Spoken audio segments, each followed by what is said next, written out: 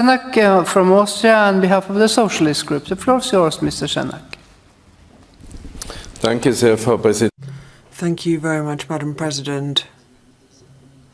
The President of the Assembly, when opening the session, said that the delegations from Armenia and Azerbaijan ought to use the opportunity they have this week to have a positive exchange, and I would like to resoundingly support President Cox's appeal to both sides.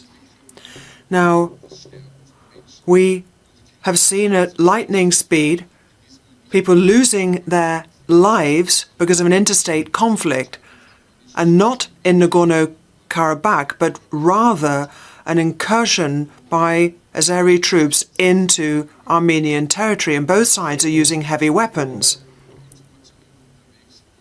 Now, there's all kind of information doing the rounds, and I would warn you to be on your guards because a lot of that information is propaganda.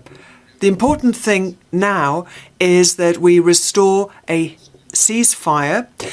The situation was partly triggered by the Ukraine crisis and is going to play out in the shadow of the Ukraine crisis, and we have to now push for a ceasefire.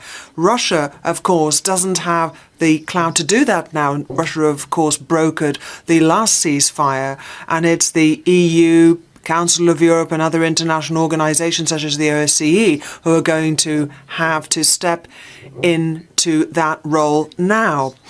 We must call on Turkey to use its potential to intervene in order to achieve a ceasefire.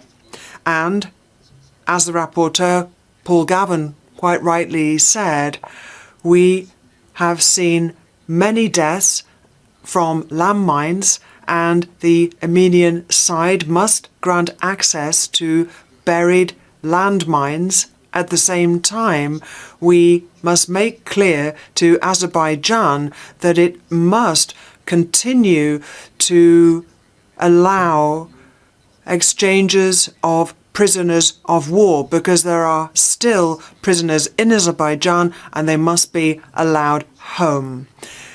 Now, any ceasefire, the one before, was not bad. And by the way, I was a rapporteur for Azerbaijan for 7 years, and every time we had official talks there, within a space of a few seconds, we always came on to the trauma of Nagorno-Karabakh. So, of course, a cessation of hostilities is important.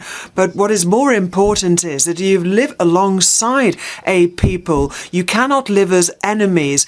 It's important that hate be banished from university and school curricula, because that is the only way there can be a shared future between neighbors. You're on the speakers list.